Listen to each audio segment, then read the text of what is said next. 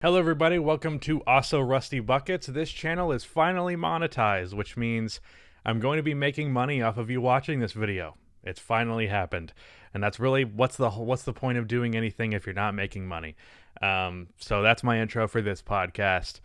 Also, if you've been watching my second channel, or I guess my third channel now with my Sixer series, I uploaded episode 20 today, and then the audio was fucked up, and then it was so late that I was like, I'm just going to delete it and upload it tomorrow. So if you watched that video already, if you could watch it again, that'd be great, because the video is probably going to tank regardless. But yeah, that video, just be on the lookout for it, because I screwed up, and I would like people to not completely disregard it. Anyways, so the games today, there were not that many that were all that great that I watched. I only watched 3 games today, which normally I go into each time like I'm only going to watch 3 games, and then there's a close fourth quarter or one of the games I watch ends up being bad, so I just go to a different game.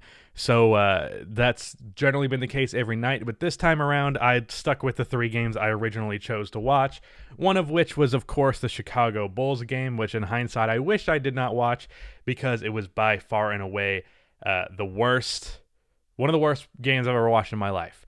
It was one of the ugliest games I've ever watched in my life. But we'll talk about that in a second. Let's first talk about LaMelo fucking Ball.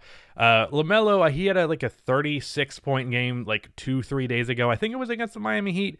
And people were like mad that I didn't watch that game. And I was mad at myself for not watching that game. And LaMelo had a great game this time around as well. He hit 7 3-pointers. And I don't know what his total box score numbers were. I believe he was just short of a triple-double, if I'm not mistaken. Let me pull that up real quick just to confirm. Yeah, 24, 7, and 10, so 3 rebounds short of a triple-double, and they got the win against the Houston Rockets. So as for my notes for that game, I hopped in this game around halfway through the second quarter, so I didn't get the start of it. I wrote, Ben McLemore is a fucking sniper, and he is going to be a good pickup for whoever lands him this offseason. Also could potentially be traded because he makes like $1 million a year. So if you can, if you have a scrub on your team and you have a couple of second-round picks you can send the Rockets' way, that would be a great pickup. I would highly suggest the Milwaukee Bucks do that. Same goes for Daniel House as well. LaMelo's 3, I put this down early into the game. It looks a whole lot better than many expected it to be, and he tied the Hornets franchise record for 3-pointers in a game in this one, so I think that speaks for itself. 7 3-pointers. Very good shooting night for LaMelo. He didn't make any 2-pointers, and he shot 7 of them, so his overall field goal percentage is not great, but his threes were dropping. Even though he had a poor game, I did want to point out that I said this last time I talked about a Hornets game. I really like this Gordon Hayward signing. I don't understand the backlash to it. And then I also wrote, I love PJ Washington. He is basically a modern Paul Millsap. And what I mean by that is a younger Paul Millsap before he started shooting threes, because younger Paul Millsap shot a bunch of mid-range shots, which he was pretty good at. But basically, PJ Washington is like if Paul Millsap was more athletic and he shot a bunch of threes instead of a bunch of mid-range shots and was good at it. PJ is just he's going to be like a role player all-star, and maybe even an all-star just because of how good of a role player he is. But he's fantastic. I very much like him on this Hornets team.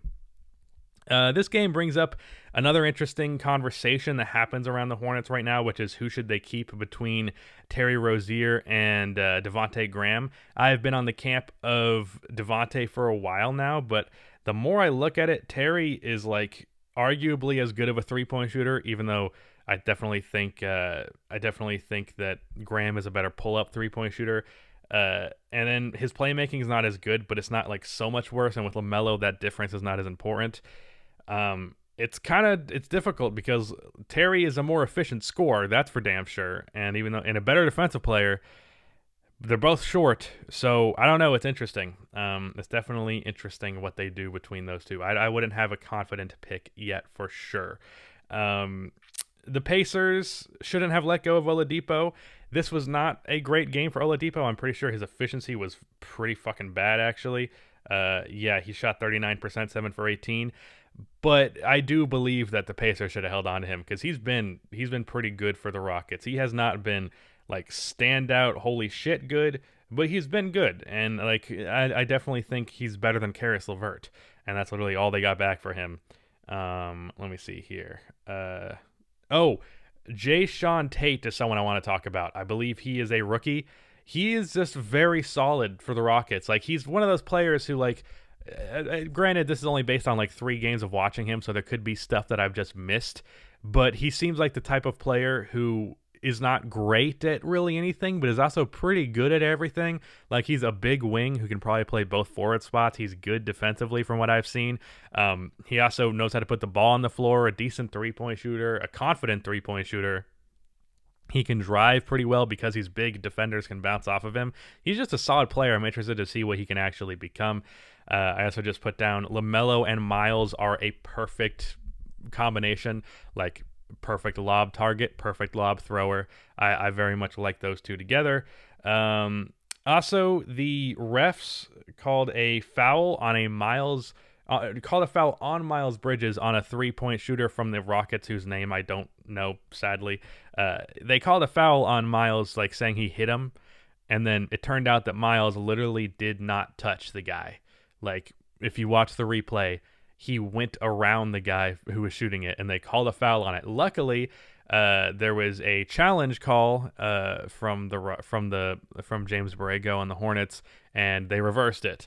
And they won the tip. But, like, Jesus Christ, how do you fuck that call up? Anyways, this game in itself, the Rockets just didn't really have it, and the the Hornets, for the most part, were landing their shots, and for the case of the Rockets, they really were not. In total, they shot 41% from the field and 27% from 3 on 47 3-point attempts.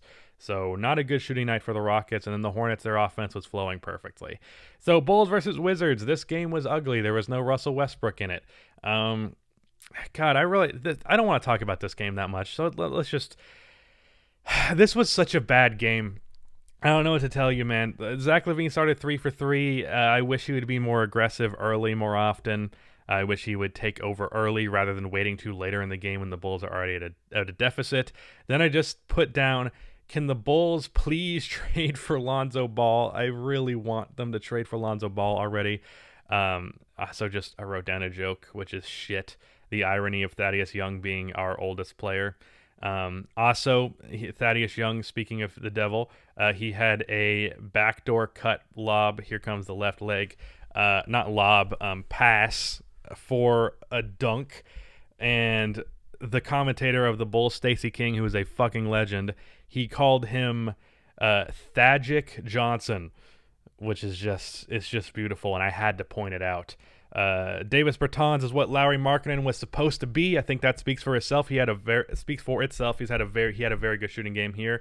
The Bulls were missing 3 important players in this game, so that's fair enough. Though the Wizards were missing Russell Westbrook, who is more important than the sum of the Bulls' parts. So that's not really an excuse for this game, but it's just something to keep in mind. So, what was an interesting play in this game, another thing related to a coach's challenge, ironically, Bradley Beal shot a 3-pointer, and Denzel Valentine fouled him, and there was a coach's challenge issued. Billy Donovan did not think that was actually a foul. And the refs went over this call, and instead of reversing it, or instead of saying the call stood, they called it a flagrant foul. So they adjusted it from a regular foul to a flagrant foul because it looked like Denzel intentionally put his foot under the shooter like Zaza to Kawhi. So they changed it to a flagrant. So the coach's challenge made the call worse. And after Bradley Beal made all the free throws, they would get the ball back because that's what happens with what the fuck is the foul called? Why did my head just go blank? A flagrant foul. I almost said technical foul. Anyways, so Bradley Beal inbounds it, and then they get another 3-pointer. So a 6-point swing after the Bulls had just started to make a comeback. They were only down 1 point at that point, and suddenly they're down 7 after 1 possession. So that's rough. And being that the Bulls lost this game by 2 points, literally if Billy Donovan just didn't do anything, there's a chance we win that game. Now, butterfly effect changes so much, but still, I mean, fuck, man, that was a 6-point swing because of a coach's challenge that made the call worse. So that was frustrating. Bradley Beal missed a free throw in the clutch, which gave an opportunity for the Bulls to come back or to tie the game up, and Zach LaVine got an open lane to the basket. Alex Len contested at the basket, but it wasn't a good contest. Zach LaVine throws out the left-handed layup, and it just doesn't go in. It just did not go in. And Zach had over 30 points in this game and was very efficient. He was making shots all game, and he misses the shot to tie it up. And that was just the exclamation point on top of a shit game, because this was just, I don't know what the exact stats were. I'd have to tell you, like, the numbers probably look fine. It's 105 to 104, which by today's standards is a low scoring game, but 42% from the field for the Wizards, 23% from three as well. For the Bulls, 42% from the field, 30% from three, and then turnovers 16 for us, 13 for them, which is not outrageous, but it was just so much ugly plays and so much. It was like, I can't. This game visually hurts to watch. Let's talk about a game that didn't visually hurt to watch, though. Although this one I paid the least amount of attention, ironically. So we'll just go through it real quick. This was Nuggets versus Bucks, and this is the best matchup of the day. Not the best game of the day. That probably goes to Spurs Warriors, but I didn't watch that one. But so I missed the first quarter and a half of this one.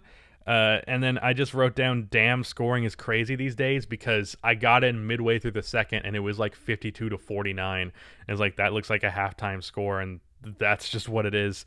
The reason why my attention on this one was not as amazing is because I was watching this game live in a locker room, which is why it's called a room. If you guys don't know what that app is, I believe Dom2K did a video talking about what he was doing over there. I'm doing a very similar thing. My there is just at Rusty Buckets, and I'm hosting a room every Monday, Wednesday, and Friday. Friday specifically at 6. Monday and Wednesday, the time kind of varies. But it is it's definitely a fun thing. Like, I signed up to do it, and I was like, this is cool. But when I actually did it, I really enjoyed it. So go follow me over there to have conversations with me during games. And on Fridays, I think I'm going to just do hot take days. But anyways, as a result of this, I wasn't paying that much attention. I was talking to Nuggets fans, and especially in the third quarter, there was a Nuggets fan in there who was telling me that the Nuggets have the worst third quarter net rating in the league. So that's not good. I think it was like negative 19, which is like, Jesus fucking Christ. So they're very prone to blow leads. So I wrote down once more, I can't figure out Will Barton, and because I said that last time I covered a Nuggets game, the same guy told me, like, Nuggets fans haven't figured him out either, so I'm glad it's not just me. Still waiting on the Nuggets to fully embrace Michael Porter Jr. He's just not as a big of a part of the offense as he should be. Like, honestly, I know Jamal Murray did what he did in the bubble, but, like, he should be taking the second most shots on the team. I don't fucking care. Chris Middleton is having an amazing season and no one's talking about it. And then I put in brackets, not that I can blame them. Like, Chris Middleton's kind of like in the camp of the Utah Jazz or the Indiana Pacers, where it's like, yeah, they're doing good, but no one cares. And I'm not mad at anyone for not caring. And if you're a fan of Chris Middleton or the Jazz or the Pacers and they're doing good and you feel like they deserve more credit, they probably do. But they're not going to get it, all right? Just live with it. You have to learn to live with it. Dante DiVincenzo has been really good. I don't know what his numbers were in this game. I was speaking more in a general sense, which gets me in trouble sometimes because I'll say that about a player who's not actually playing. I did that with Ben Simmons. But Dante in this game had 13 points, shot 50% from 3 on 6 attempts, so that means he hit 3 of them. That's how math works. Yeah, that's a pretty good game for Dante. And the Bucks ended up winning this one. They made a comeback in the second quarter. Not really a comeback. They just got a deficit in the second or third quarter, as that guy said. Also, just on the end note here I have here is Michael Porter Jr. blocks Dante DiVincenzo's 3. MPJ has serious defensive potential. I just don't think he's going to live up to it because, A, his actual IQ is not very high. It doesn't seem like he knows where to be. And then, 2, his effort is lackluster at times. But he does have the potential. Anyways, that's my thoughts on today's games. Again, go follow me on Locker Room and look out for that Sixers My NBA video. Also, tomorrow, there is going to be a Hot Takes video, and I'm going to be dressed just like this because I'm recording it right after I upload this. Bye.